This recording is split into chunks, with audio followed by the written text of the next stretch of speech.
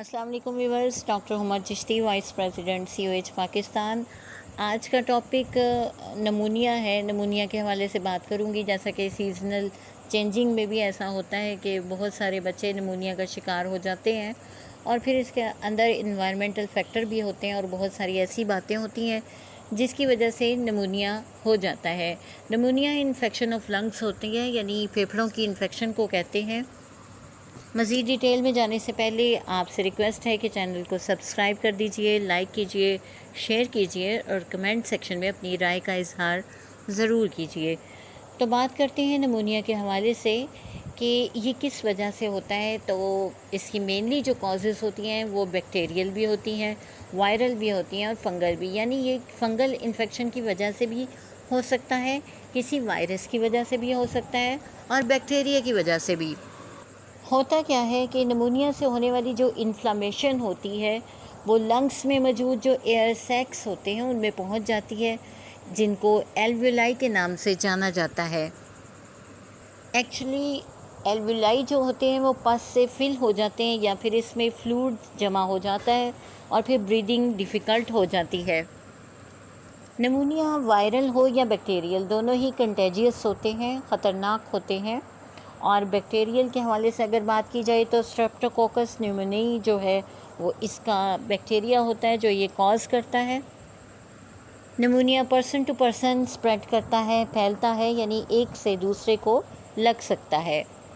और होता क्या है, किस वजह से ऐसा होता है, जब पेशेंट यानी वो पेशेंट जिसको नमूनिया है अगर वो स्नीजिंग करता है, कफिंग करता है तो उसके ड्रॉपलेट्स के ज़रिए एयरबोर्न यानी इन्फेक्शन होती है। कोई भी पर्सन जब इनहेल करता है उन ड्रॉपलेट्स को, यानी उन उड़ने वाले कतरात को जो कि स्नीजिंग के ज़रिए बाहर आते हैं या कफिंग के ज़रिए, तो उसके ज़रिए नमूनिया हो सकता है किसी दूसरे पर्सन को। नमूनिया की अगर हम फर्दर क्लासिफ़िकेशन करें तो उसकी क्लासिफ़िकेशन कुछ इस तरह से है कि हॉस्पिटल एक्वायर्ड नमूनिया होता है, AGP हैप बोलते हैं इसको। और इसी तरह सेकेंडली जो है कम्युनिटी एक्वायर्ड नमूनिया है, कैप कहा जाता है जिसे। फिर वेंटिलेटर एसोसिएटेड नमूनिया होता है, वैप बोलते हैं। इस तरह एस्पिरेशन नमूनिया है और वॉकिंग नमूनिया है। ये नमूनिया की कुछ क्लासिफिकेशंस हैं। बात करते हैं स्टेजेस ऑफ नमूनिया के हवाले से, तो नंबर 1 ब्रोंको नमूनिया होता है और सेकंड लोबर नमूनिया होता है। फर्दर इसको डिवाइड जब हम करते हैं तो कंजेशन होती है इसमें, और सेकंड जो फेज़ होता है उसमें रेड हेपेटाइजेशन होती है।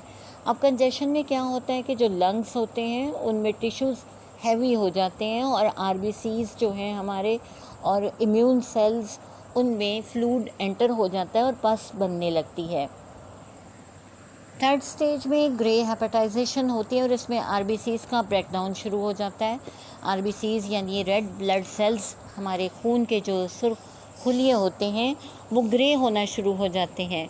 और फोर्थ स्टेज में रेजोल्यूशन होता है, यानी इम्यून सेल्स जो होते हैं इस इन्फेक्शन को क्लियर करने लगते हैं और तबीयत कदरे बेहतर हो जाती है। जी, तो बात कर लेते हैं इसकी सिम्टम्स के हवाले से। तो सिम्टम्स के हवाले से ये बात करें तो इसमें कफिंग होती है, यानी खांसी होती है, और उसके साथ स्पुटम होता है या जिसे हम मेडिकल लैंग्वेज में फ्लैम कहते हैं, यानी बलगम होती है। फीवर होता है, स्वेटिंग और चिल्स हो सकते हैं, यानी पसीना आता है और सर्दी भी लग सकती है। चेस्ट पेन होती है पेशेंट को, यानी सीने में दर्द होता है। शॉर्टनेस ऑफ ब्रेथ होती है, यानी सांस जो है वो कम आता है। इसी तरह फीलिंग ऑफ टायर्डनेस रहती है और फटीग होती है। लॉस ऑफ एपेटाइट हो जाती है, पेशेंट को भूख नहीं लगती। नोज़िया एंड वॉमिटिंग होता है और साथ ही साथ हेडेक्स होते हैं, यानी सर में दर्द की शिकायत रहती है। इसकी कॉजेज़ के हवाले से बात की जाए तो ये जर्म्स की वजह से होता है जो लंग्स में चले जाते हैं और फिर इन्फेक्शन होती है।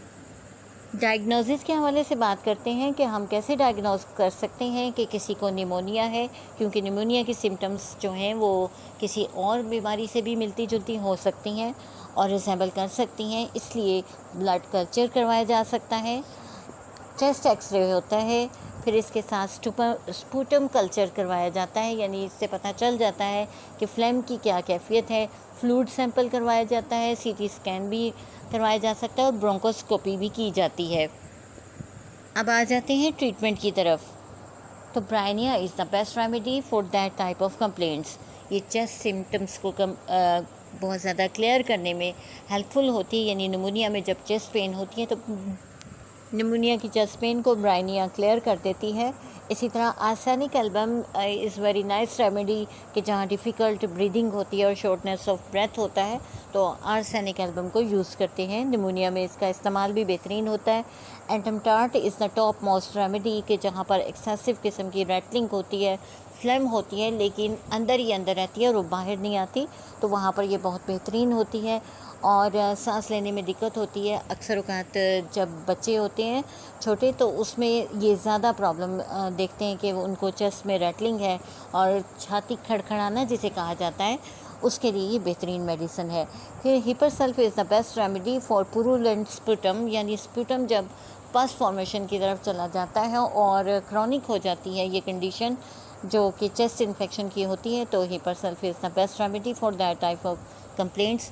फिर हम इन्फेक्शन को अगर एरेडिकेट करना चाहते हैं तो इन्फेक्शन को क्योर करने के लिए मैज़मेटिकली भी इनको हम डील करते हैं और पायरेटिनम is the best remedy for that type of complaints. आज के लिए इतना ही। किसी नेक्स्ट टॉपिक तक के लिए इजाज़त दीजिए। अल्लाह हाफिज़। अस्सलाम वालेकुम viewers, doctor Huma Chishti, vice president.